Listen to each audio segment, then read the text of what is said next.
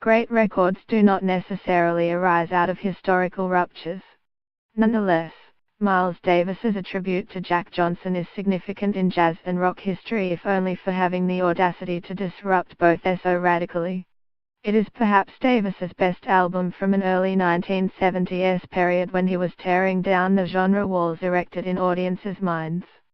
The album was Davis's second stab at a soundtrack, after Elevator to the Gallows in 1958. Jack Johnson is a documentary about the first African-American boxer to become world heavyweight champion. The film was nominated for an Academy Award in 1971.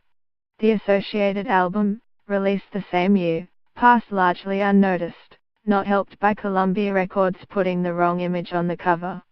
The squad Davis assembled for the Jack Johnson sessions reads, borrowing from Zen Marie's apt analogy, like the FC Barcelona of musical lineups. They were John McLaughlin, guitar; Herbie Hancock, keyboards; Steve Grossman, saxophone; Michael Henderson, bass; and Billy Cobham, drums. Due to producer Teo Macero's cut and splice style, guitarist Sonny Sharrock and others also contributed. In his 2004 book So What? The Life of Miles Davis, biographer John Shved notes how Davis began avoiding the term jazz as early as 1968, preferring to see his work simply as music. At the same time, he was becoming more interested in the sounds of the emerging counterculture. As well as incorporating non-Western and avant classical aspects into his sound, Davis was coming under the influence of rock performers like Jimi Hendrix, James Brown and Sly Stone.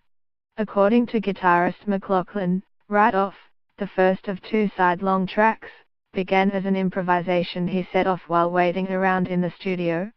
Davis scampered out from the recording booth to join in at precisely 2:20 a.m. What resulted was 27 minutes of collective innovation that bulldozes over accepted jazz ideals of individual virtuosity. Right Off is a strutting, swaying, jabbing piece, an electrified melange of blues, funk and soul. Uninhibited by limitations of genre, here Davis and his crew were blazing a trailway in advance of the clotted radicalism of much jazz and rock. Yestero, side 2 of the original LP, is different, a pensive, near-ambient soundscape. Robert Christgau of The Village Voice called Yestero mood music for a vacation on the moon, which neatly captures its exotic drift. In the liner notes to his 1982 record On Land, another perennial favorite in this house, Brian Eno praises the spacious quality of He Loved Him Madly, Davis's 1974 elegy to Duke Ellington. A wobbly line can be drawn from 1969's In a Silent Way through Yestero to He Loved Him Madly, and the influence of these revolutionary works upon Eno and myriad other unconventional artists is palpable. The notes Davis penned for Jack Johnson hint at his own growing sense of marginalization, and of course being born black in America we all know how that goes. With Richard Nixon in the White House, Vietnam in meltdown and the Kent and Jackson state massacres fresh in the mind, these were troubled times in America. Davis himself was lucky not to be seriously hurt in a drive-by shooting, which ended in his being arrested.